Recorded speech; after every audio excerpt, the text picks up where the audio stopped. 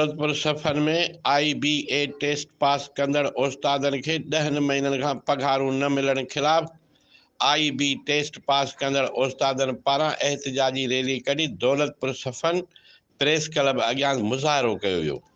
उन मौक़े ते उस्तादनि अली मुराद जोखियो, लतीफ़ डाहिरी, अमीर अली जोखियो, साजिद मलाह ऐं ॿियनि चयो त गुज़िरियल 10 महीननि खां असां समूरा उस्ताद IB पास कंदड़ स्कूलनि में ड्यूटियूं सरअंजाम ॾेई रहिया आहियूं ऐं असांखे हिन महिल ताईं पघारूं जारी न कयूं वयूं आहिनि।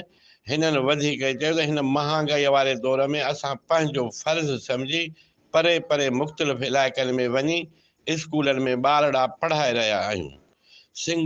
सिंध हुकूमत अलाए कहिड़नि सबबनि जे करे असांखे पघारूं न पिया ॾियनि।